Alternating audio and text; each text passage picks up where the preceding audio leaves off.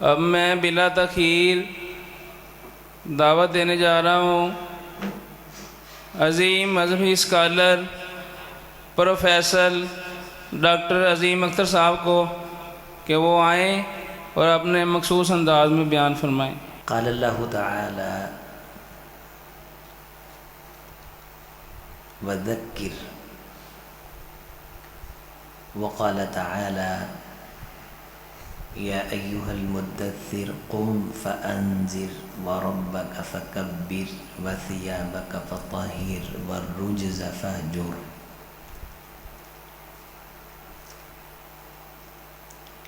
وقال تعالی ان فی ذلک لذکریٰ لمن کان لہ قلب او القی السمع وہو شہید۔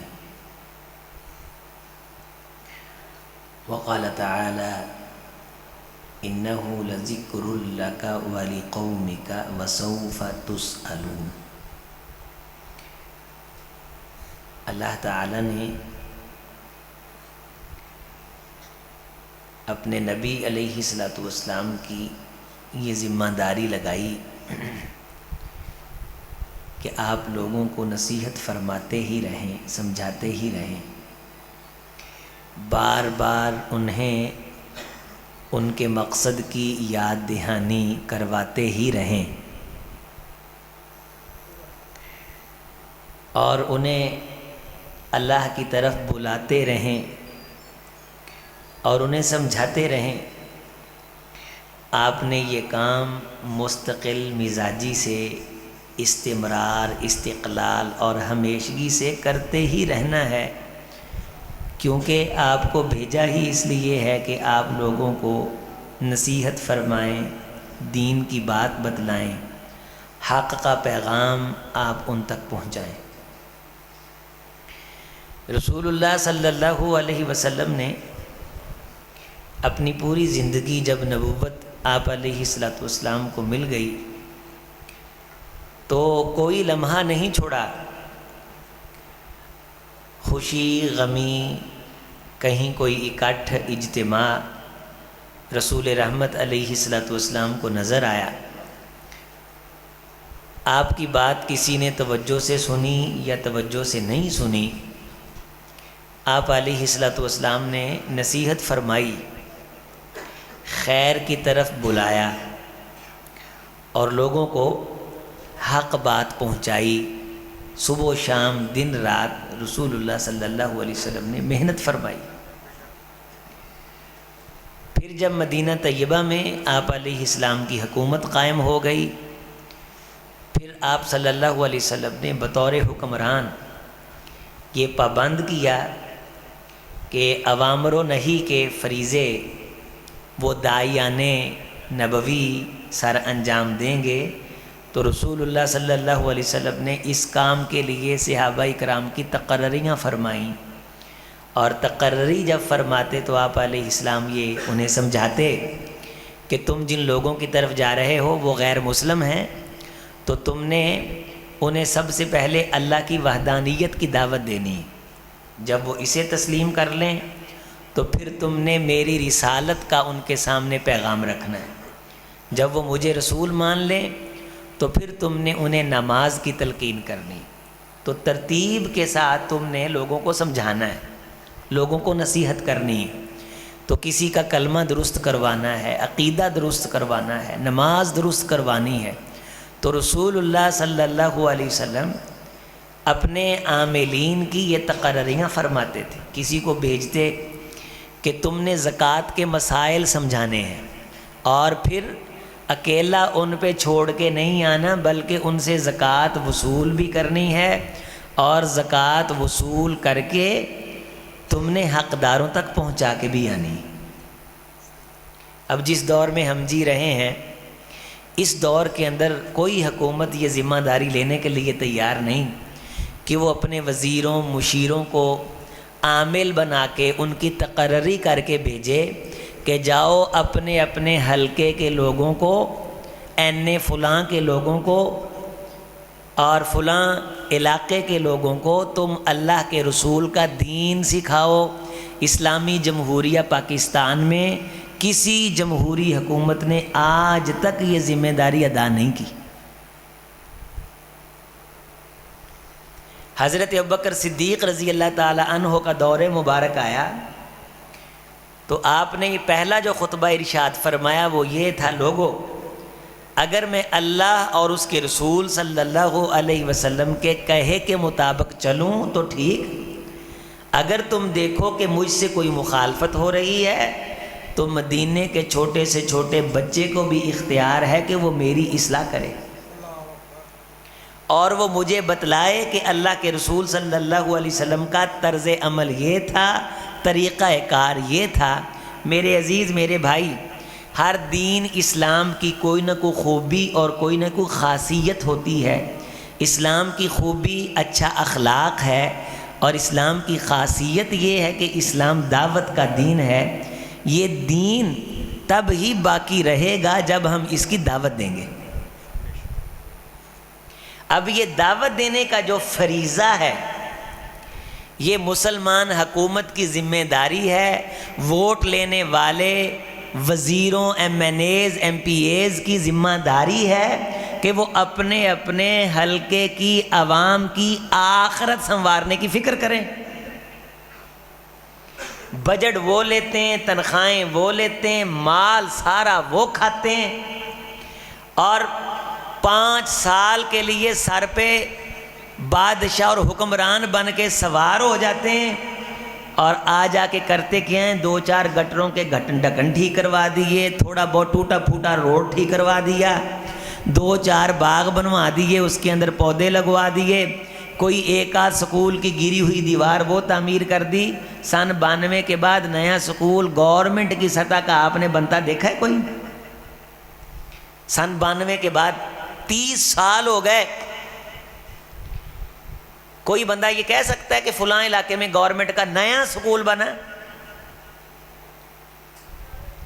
5 سال کے لیے یہ 2-4 باغ اور پودے اور ایک آدھ رجوایا، نہریں اور 2-4 گٹروں کے ڈھکن، یہ اس لیے یہ اربوں خربوں کھاتے ہیں۔ لوگوں کی آخرت کس نے سنوارنی؟ یہ تھانے کچہری کی ذمہ داری ہے، ایس ایچ او کی ذمہ داری ہے کہ وہ اپنے علاقے کے لوگوں کی توجہ دین کی طرف کروائے۔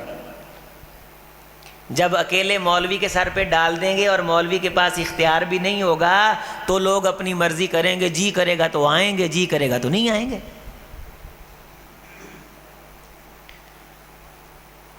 حضرت ابوبکر صدیق رضی اللہ تعالیٰ عنہ خطبہ ارشاد فرما رہے ہیں، اور حضرت عثمان رضی اللہ تعالیٰ عنہ اپنے کسی انتہائی اہم کام کی وجہ سے لیٹ ہوئے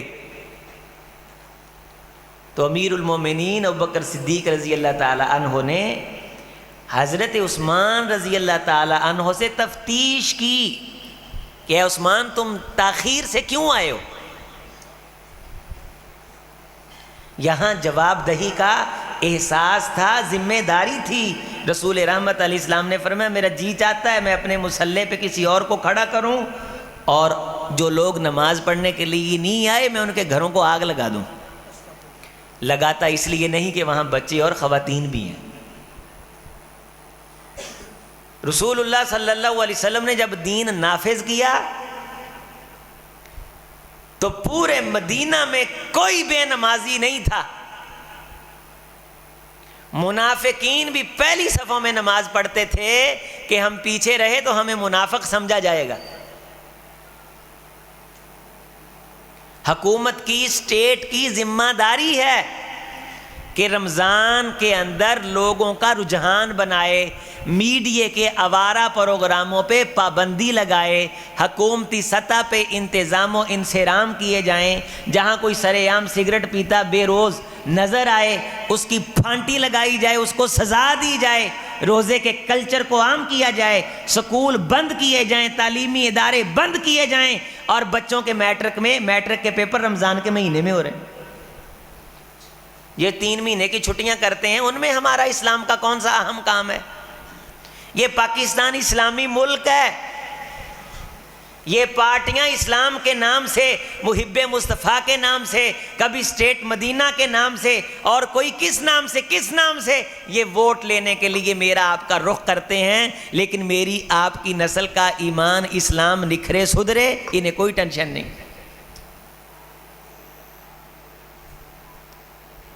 وَلَآمُرَنَّهُمْ، شیاطین حکم دیتے ہیں تو ان کا مقابلہ کرنے کے لیے اہل ایمان کی ذمہ داری کہ وہ دین کی بات کو، دین کے کام کو نافذ کریں۔ مارکیٹوں میں آئین اور قانون بنائیں، قوم کو نماز کا پابند کریں، پروگرام قرآن مجید کے چلائیں جو متفقہ اعمال کی طرف لوگوں کی توجہ دلائیں، یہ حکومت کی ذمہ داری ہے۔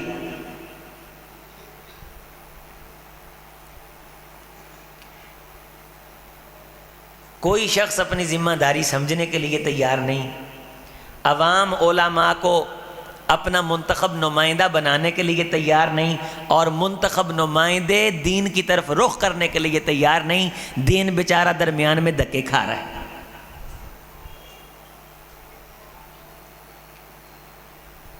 میرے عزیز، میرے بھائی، جب تک ہم یہ سمجھیں گے نا اسلام ثواب کا دین ہے، اسلام نافذ نہیں ہوگا۔ یہ ثواب کا دین نہیں، یہ آئین ہے، قانون ہے، یہ نافذ ہونے کے لیے آیا، اسے نافذ کیا جائے گا۔ ہم یہ سمجھتے ہیں ثواب ہے، بس کر لو تو ثواب ہے، نہ کرو تو ثواب نہیں ہے۔ دین ضرورت ہے، دین آئین ہے، دین قانون ہے، ہر گھر کی ضرورت ہے۔ نمازی ہونا ہر بندے پہ لازم ہے جو عاقل ہے، بالغ ہے۔ خواتین، مرد و حضرات، 5 وقت کی فرض نمازیں جو نہیں پڑھتا اس کا مسلم معاشرے کے ساتھ تعلق نہیں۔ فقہا نے لکھا ہے جو جان بوجھ کے نماز چھوڑتا ہے، ہفتہ، 2 ہفتے، 3 ہفتے، 40 دن تک دیکھا جائے گا، اسلامی حکومت، اسلامی سلطنت اس پہ مقدمہ بنائے گی۔ اگر وہ نماز شروع کر دے ٹھیک ہے، وگرنہ اسے قتل کیا جائے گا۔ حکومت یہ کام کرے گی۔ سب سے آسان قسم کی جو سزا ہے، نرمی والی جو سزا ہے، وہ امام ابو حنیفہ رحمۃ اللہ علیہ نے بیان فرمائی کہ حکومت بے نمازی کو پکڑ کے جیل میں بند کرے گی، جب تک وہ توبہ نہیں کرے گا، نماز شروع نہیں کرے گا، تب تک نہیں چھوڑے گی، ورنہ جیل کے اندر بھوکا پیاسا پڑا مر جائے۔ کیا آج تک آپ کو یاد ہے کہ کسی حکومت نے کسی بندے کو سزا اس لیے دی ہو کہ یہ نماز نہیں پڑھتا؟ کوئی ٹینشن ہی نہیں۔ اگر ہم ان کو ووٹ دیتے ہیں اور انہیں دین اسلام کی خبر ہی نہیں، تو کیا ہم مجرم نہیں ہیں؟ اللہ نے یہ دنیا، یہ اقتدار انہیں کس لیے دیا ہے؟ قرآن مجید میں واضح اللہ نے یہ فرمایا وَلَا يُمَكِّنَنَّ لَهُمْ دِينَهُمُ الَّذِي ارْتَضَىٰ لَهُمْ۔ جب ہم اقتدار دیتے ہیں لَيَسْتَخْلِفَنَّهُمْ فِي الْأَرْضِ كَمَا اسْتَخْلَفَ الَّذِينَ مِنْ قَبْلِهِمْ، جس طرح ہم نے پہلے لوگوں کو اقتدار دیا تو ان کے اقتدار میں آنے کے بعد ہم ان کی ذمہ داری لگا دیتے ہیں کہ وہ ہمارے دین کو نافذ کریں گے، اسلام کی طرف بلائیں گے، قرآن کی طرف بلائیں گے۔ اجتماعی دعوت، ایمان، قرآن سکھانے کی، فہم قرآن کی، پارلیمان کے نمائندے قرآن پڑھیں گے، فہم قرآن کی کلاسیں پارلیمان کے اندر لگیں گی۔ انہیں قرآن آتا ہوگا جنہیں مسلمانوں کے نمائندے کہلانے کا حق ہے، بڑی بڑی دنیا کی ڈگریاں ان کے پاس ہیں، لیکن ان کو سورت اخلاص نہیں آتی۔ رمضان کا حیا کروانا ایک ہے، حیا کرنا وہ میری ذمہ داری ہے، اور رمضان کا حیا کروانا یہ حکومت کی ذمہ داری ہے۔ عمر فاروق رضی اللہ تعالیٰ عنہ کے دور کے اندر ایک شخص کے بارے بتلایا گیا کہ اس نے نشہ کیا ہوا ہے۔ امیر المومنین رضی اللہ تعالیٰ عنہ انتہائی بڑے جرم پہ، سنگین جرم پہ اپنے ہاتھوں سے سزا دیا کرتے تھے۔ حضرت نے اپنے ہاتھوں سے سخت سزا دی اور فرمایا کہ ہمارے چھوٹے چھوٹے بچوں نے روزے رکھے ہیں اور تو روزے میں نشے سے پھر رہا ہے۔ 80 کوڑوں کی سزا ہے۔ اب 80 کوڑے جو اس وقت کے تھے، موجودہ دور میں کسی کو لگ جائیں 2-3 سال بستر سے نہ اٹھے، اور ایک آدھ بندہ روزے کی حرمت کو پامال کرتا پایا جائے، حکومت اس کو سزا دے تو سر عام آپ کو سگریٹ پیتا، منہ چبڑ چبڑ چلاتا آپ کو کوئی نظر نہیں آئے گا۔ ہم نے ساری بات مولوی کے کندھے پہ ڈالی، مولوی صاحب تسی دسو، مولوی صاحب تسی دسو۔ مولوی کو کون مانتا ہے؟ آپ یہاں بیٹھے باتیں سن کے سبحان اللہ کہیں، مانے نہ مانے ہماری ذمہ داری تو نہیں، بات منوانا یہ حکومت کی ذمہ داری ہے، حکومت اس میں رسپانسیبل ہے۔ وقت کے حکمران نے، جیسے یہ کہتے ہیں نا کہ ووٹ قوم کی امانت ہے، میں قوم کو جواب دے ہوں، او پاگلو تم قوم کو جواب دے نہیں ہو، اللہ کی قسم تم اللہ کو جواب دے ہو، تم قیامت کے دن اللہ کے حبیب کو جواب دے ہو کہ تم نے اسلام کے لیے کیا کیا، تم نے دین کے لیے کیا کیا، تم نے کتنی لوگوں کو توجہ دلائی رمضان میں۔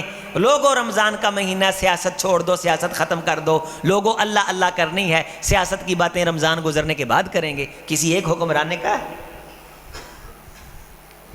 وہی سیاسی گورکھ دندے ہیں، وہی موسیقی ہے، وہی جناب علی فنکاروں کا یورپ کا کلچر ہے، اور وہی کام ہو رہے ہیں، اور بننا کیا ہے؟ ریاست مدینہ ہر بندہ اپنی کھچا تانی میں لگا ہوا ہے، اسی قسم کے انٹرویو چل رہے ہیں، اسی قسم کے میڈیا پہ پروگرام چل رہے ہیں۔ بعض میڈیا نے چند مولوی بلا کے آپس میں لڑا کے اپنی ریٹنگ کے لیے، اپنے ویو بڑھانے کے لیے انہوں نے عجیب تماشا بنا رکھا ہے، اور لوگ سمجھتے ہیں شاید یہ دین کی خدمت کر رہے ہیں۔ دین کی خدمت کرنے والا ہمیں کم نظر آتا ہے اعلیٰ پیمانے پہ، لیکن الحمدللہ اس کے باوجود اس طرح کے جو پروگرام ہیں جو ہم اپنے سر پہ لے کے خود کروا رہے ہیں، اپنی ذمہ داری، انہیں سمجھتے ہیں آپ کی اصلاح کے لیے، عوام کی اصلاح کے لیے، توجہ دلانے کے لیے کہ لوگوں رمضان کا مہینہ ہے، طاق راتیں ہیں، قیام اللیل کیجئے، نفل پڑھیے، دعائیں مانگیے، قرآن کی تلاوت کیجئے، ذکر فکر کیجئے۔ 11 مہینے جتنے گناہ اور پاپ ہوئے ان تمام گناہوں اور پاپوں کو معاف کرنے کا اس سے بہترین موقع اور زندگی میں کوئی نہیں۔ مساجد کے منتظمین، مخیر حضرات، اللہ کے دین کی دعوت کی تڑپ رکھنے والے علماء، خطباء، قراء اکرام، ساتھیوں، احباب، دوستوں کے ساتھ مل کے یہ فریضہ سر انجام دے رہے ہیں، اور الحمدللہ یہ اگرچہ مضبوط نہیں ہے، ان کے پاس سلطان نہیں ہے، اقتدار نہیں ہے، حکومت نہیں ہے، لیکن اس کے باوجود اللہ کے فضل سے جو مسجدیں آج آباد ہیں، مدرسے آباد ہیں، اس میں ان اللہ والوں کا کردار ہے، حکومت کا رتی بھر کردار نہیں۔ یہ دعوت کے پروگرام، یہ دین کے پروگرام، دین کی فکر کے پروگرام، میرے عزیز میرے بھائی، یہ ہم سب کی ذمہ داری ہے۔ لوگوں کو ان میں لے کے آنا، لوگوں کے عقائد کی اصلاح کرنا، بندے کو بٹھا کے اس کی کنفیوژن دور کرنا، اس کے مسائل ڈسکس کرنا، قاری صاحب سے، خطیب صاحب سے، امام صاحب سے کسی مسئلے کا استفسار کرنا، قرآن کی آیت سیدھی کرنا، یہ آپ کی ذمہ داری۔ سکھانا حکومت کی ذمہ داری، وہ تو نہیں ادا کر رہی، یہ اللہ والے خود بخود اللہ کے دین کی تکمیل اور نشر و اشاعت کے لیے یہ کام کر رہے ہیں، اور اللہ کے فضل سے الحمدللہ اس کا فائدہ ہو رہا ہے۔ وَذَكِّرْ فَإِنَّ الذِّكْرَىٰ تَنفَعُ الْمُؤْمِنِينَ، اے میرے حبیب تم نصیحت فرماتے رہو، بے شک نصیحت ایمان والوں کو فائدہ دیتی ہے۔ بندے کے دل میں ایمان کی رمق ہو تو نصیحت کی مجلس میں بیٹھ کے کوئی نہ کوئی نصیحت حاصل ہو ہی جاتی۔ نصیحت کرنے کا انتظام کرتے ہی رہنا چاہیے، گھر کے اندر کبھی چائے کی دسترخوان لگا کے، کبھی ولیمے پہ، کبھی منگنی پہ، جہاں کہیں بھی اجتماع ہو وہاں لازمی اور ضروری کرو کہ ہم نے اپنے حبیب کے دین کی بات کرنی، ہم نے دین کو بے آسرا نہیں چھوڑنا، دین کو یتیم مسکین نہیں بنانا، دین کو اجنبی نہیں بنانا، دین اپنی فرسٹ پرائورٹی میں رکھنا ہے، اپنی اول ترجیحات میں رکھنا ہے۔ دین کا پیغام، نشر و اشاعت، یہ میری آپ کی ذمہ داری۔ قیامت کے دن ہم اس ذمہ داری کو اٹھا کے ایک بندے تک بھی اللہ کے حبیب کا پیغام پہنچانے میں کامیاب ہو گئے تو اللہ کی قسم ہم شرمندگی سے بچ جائیں گے۔ ان دروس سے، ان پروگراموں سے میرے عزیز میرے بھائی یہ سبق حاصل کرو۔ ہر چیز اگلے بندے کے سر پہ نہیں ڈال دیتے۔ فلاں خطیب سدیا چسکا نہیں آیا، سواد نہیں آیا، آج سالن ماٹھا سی، آج یہ تھا، آج وہ تھا، یہ ساری چیزیں ختم کر دیں، ان چیزوں سے باہر نکل جائیں۔ ایک بات دل میں رکھیں کہ دعوت کا کام ہو رہا ہے، 10 بندے، 5 بندے، 2 بندے، میں نے بھی اس مشن کا حصہ بننا ہے، مشن محمدی کا حصہ بننا ہے۔ اللہ سے دعا مانگنی، اے اللہ یہ دعوت کا کام، یہ دعوت کا فریضہ، دین کی بات آگے پہنچانے کا انتظام تو مجھے بھی کرنے کی توفیق دے کہ میرے ذریعے سے لوگوں کے عقائد کی اصلاح ہو، اخلاق کی اصلاح ہو، عبادات کی اصلاح ہو، معیشت کی اصلاح ہو، معاشرت کی اصلاح ہو۔ اے اللہ مجھے یہ توفیق دے کہ میں تیرے دین کا کام کروں۔ میرے یہ میڈیا والے بھائی جو آئے ہیں، میں انہیں بھی نصیحت کروں گا، روپیہ پیسہ ذہن میں رکھ کے نہ آئیں، اللہ کی قسم تم بڑے خوش نصیب ہو، روپیہ پیسہ تو اللہ نے جو تمہاری قسمت میں لکھا تمہیں ملنا ہے۔ اپنے چینل کی سبسکرائبیشن کے لیے نہ آئیں، دل کے اندر سے یہ خیال باطل نکالیں کہ ویورشپ بڑھے گی تو چینل مونیٹائز ہوگا، تو مونیٹائزیشن پہ مجھے مشہوریوں کے ایڈ سے اتنا پیسہ آئے گا، یہ سب ذہن سے نکالو، اللہ آپ کو بڑے پیسے دے گا۔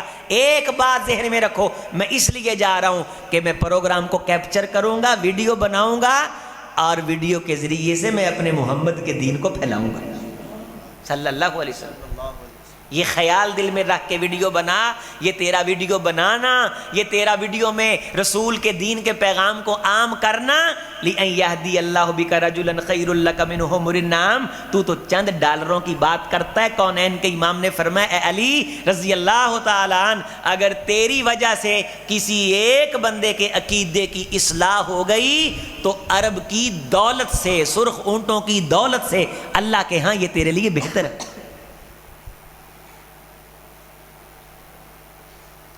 دین کے پیغام کو آگے شیئر کر، جب کوئی مسئلہ سمجھ آ جائے اس مسئلے کو آگے واٹس ایپ کے اندر بھیج، اپنے چینل میں نیکی کے کام کو، نیکی کی چیز کو آگے شیئر کر، مشہوریوں مونیٹائزیشن کے چکر سے باہر آ۔ مجھے کتنے سارے دوستوں کے فون آتے ہیں جو ملے نہیں، ملاقات نہیں ہوئی، ابھی آج میں نے بے شمار میسج آتے ہیں، بعض سنے جاتے ہیں بعض نہیں سنے جاتے۔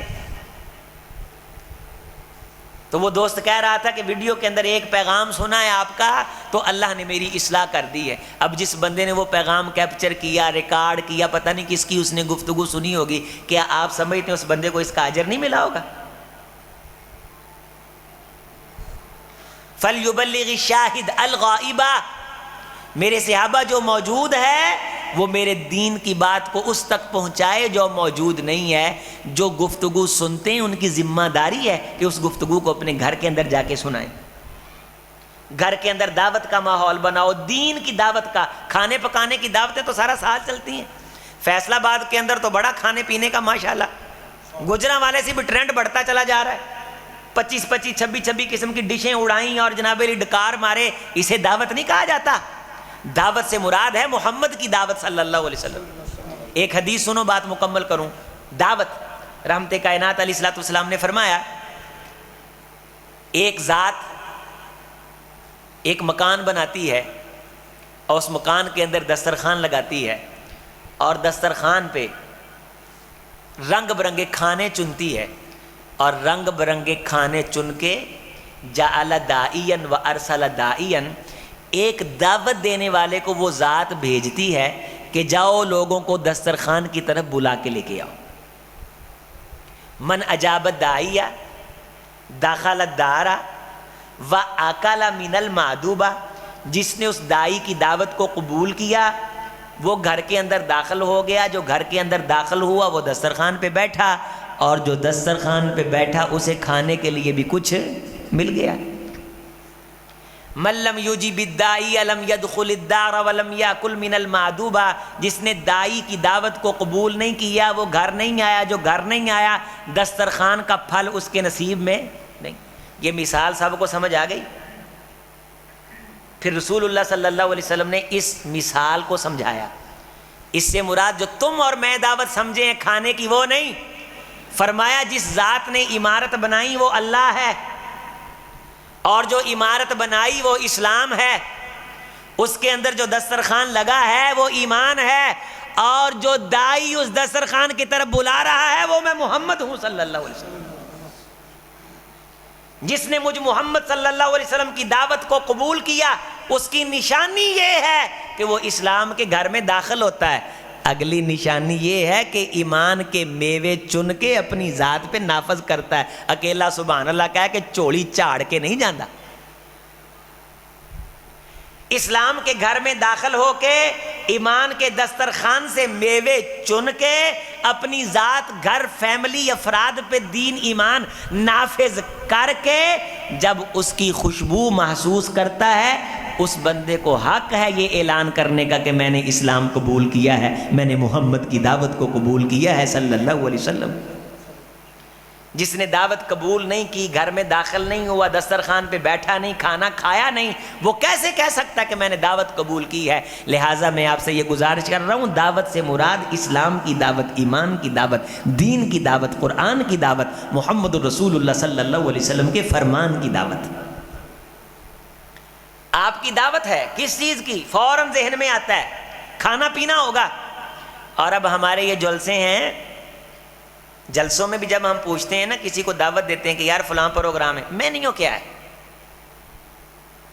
پیکج کیا ہے، بنا پکا کیا رہے ہیں، عوام یہ پوچھتی ہے۔ رسول رحمت علیہ السلام کھانے کی تمثیل دے کے اس سے مراد دین لیتے ہیں، ہم دین سے مراد کھانا لے رہے ہیں۔ کھانے کے لیے کیا ملے گا؟ میرے بھولے ساتھی، کھانا تو اللہ نے تیرے دنیا میں آنے سے ہزاروں سال پہلے تیری قسمت میں لکھا ہے۔ رسول رحمت علیہ السلام نے فرمایا، جبریل علیہ السلام نے مجھے کہا، لن تموت نفس حتی تستکمل رزقہا، کوئی کائنات کا انسان تب تک نہیں مرے گا جب تک اپنے حصے کا لکھا رزق کھا نہ لے۔ رہی نصیحت کی بات، دین کی بات، تو یہ کوشش کرنے سے آئے گی، محنت کرنے سے آئے گی۔ یہ تڑپ پیدا کر اپنے اندر، یہ فکر پیدا کر کہ میں نے رسول اللہ صلی اللہ علیہ وسلم کی دعوت کا کام کرنا،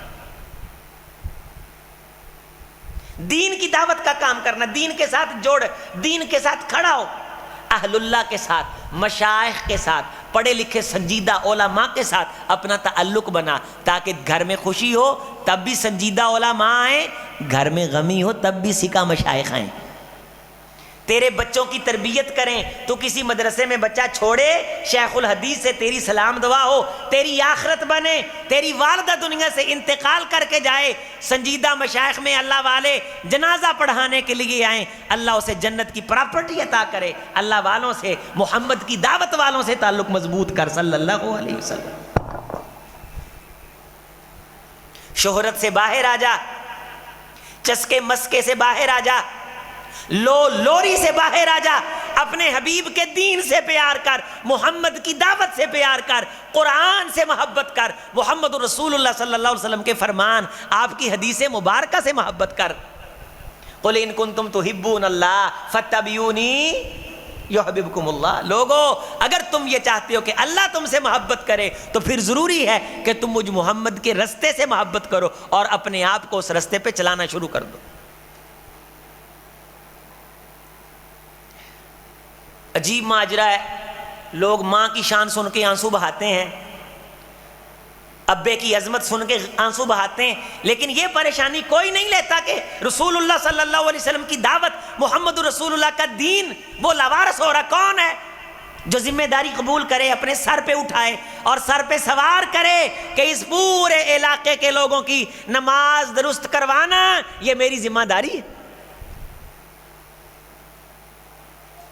لوگوں تک قرآن کا پیغام پہنچانا یہ میری ذمہ داری ہے۔ حکومت بھی ذمہ داری نہیں لے رہی، مولوی صاحب بھی وہ موضوع بیان کرتے ہیں جو پیسے دینے والا ڈیمانڈ کرتا ہے، جس نے لفافہ دینا ہے وہ کہتا واہ بھائی واہ، وہ جناب علی بہاریں لگا دیں، ہاں جی آج تاں چڑیاں ہی لا چھڑیاں نے۔ وہ چڑیاں لگانے کے چکر میں رسول اللہ صلی اللہ علیہ وسلم کے دین کا وہ ووٹر پیدا نہیں کر رہا۔ یہ ضرورت ہے کہ محمد الرسول اللہ کے دین کا وہ ووٹر پیدا کیا جائے، رسول اللہ کے دین کا نمائندہ پیدا کیا جائے۔ تم کس جماعت کے ہو؟ میں نون لیگ کا ہوں۔ تم کس کے ہو؟ میں تحریک انصاف کا ہوں۔ تم کس کے ہو؟ میں پیپلز پارٹی کا ہوں۔ ان تینوں بڑی پارٹیوں نے رج کے اقتدار کیے، رج کے آپ کو لوٹا۔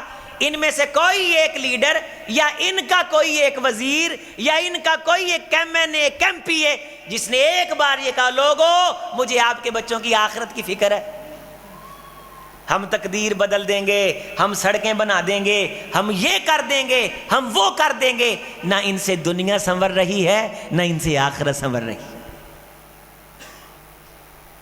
ان کے ساتھ محبت ہے، ان کے ساتھ پیار ہے، جو لوٹ رہے ہیں دونوں ہاتھوں سے، ہمارا ووٹ لے کے ہمارے سر پہ جوتے مارتے ہیں، انے ہو کے لوگ مقلد بن کے پیچھے سیلفی تصویر لینے کے چکر میں۔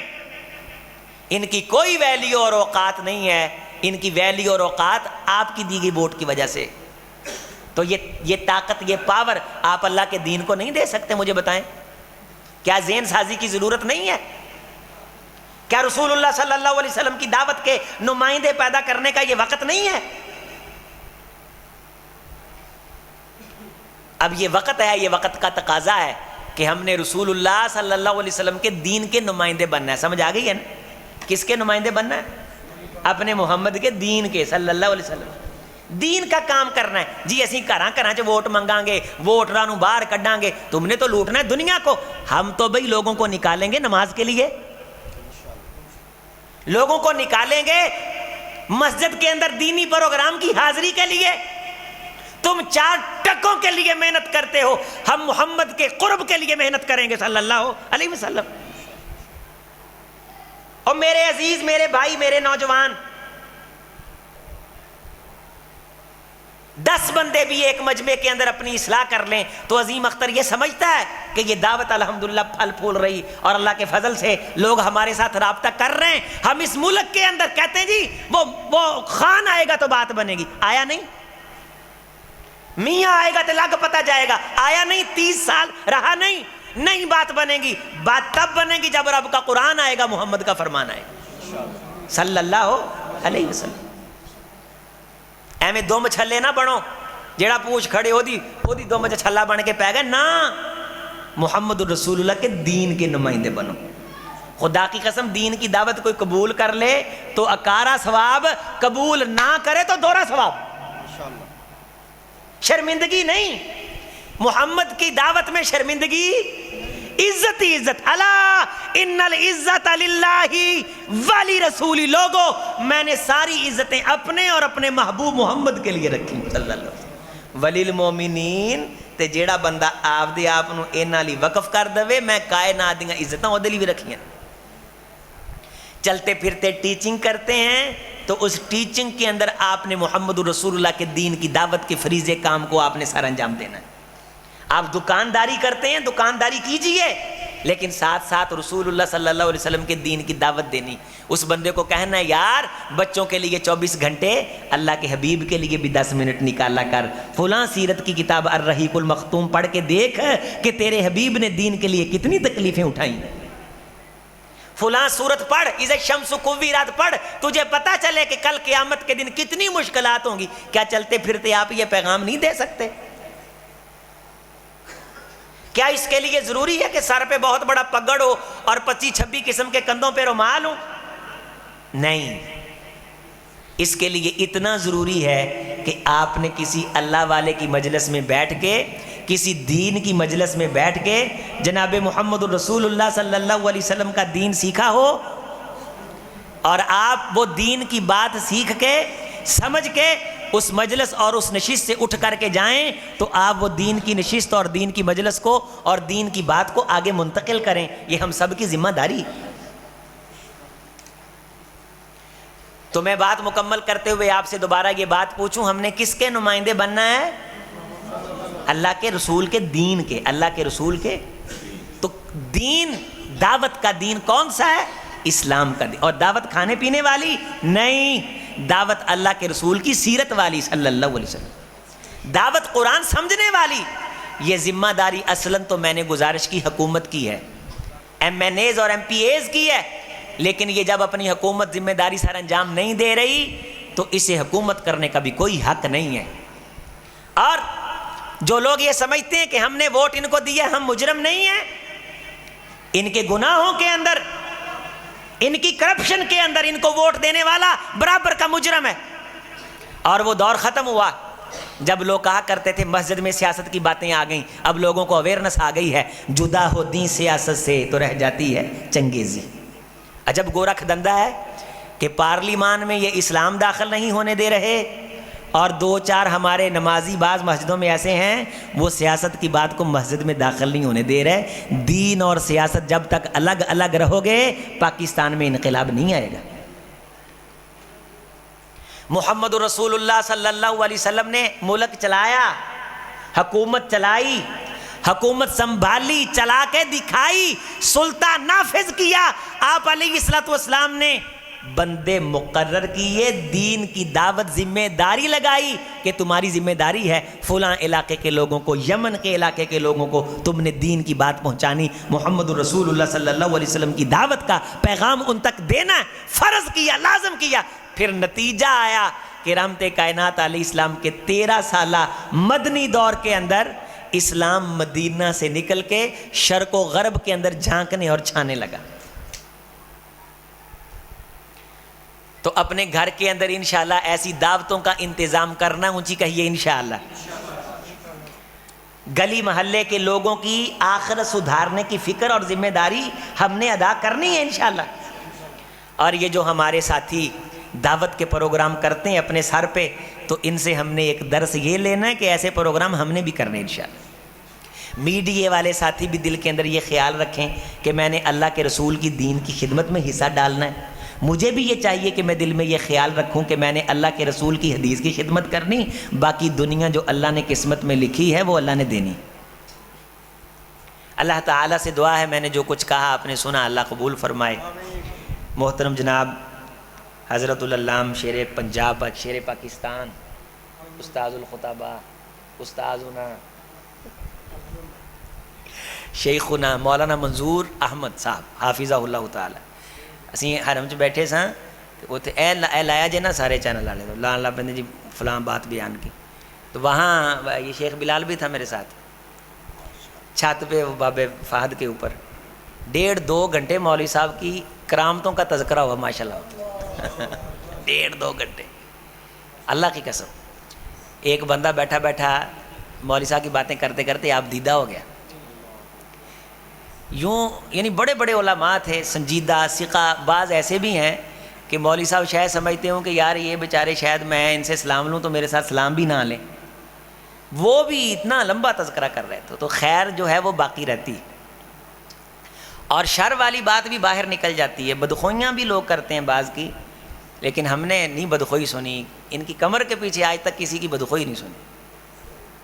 تو اللہ تعالیٰ سے یہ دعا کہ اللہ اخلاص عطا کر دے. دین کی جو دعوت, دین کا جو کام اتنے لمبے عرصے سے انہوں نے کیا ہے, اللہ اسے قبول فرما لے. نسل کے لیے, قوم مسلک کے لیے اللہ اسے فائدہ مند بنائے. اقول قولی ھذا استغفر اللہ لی ولکم ولسائر المسلمین.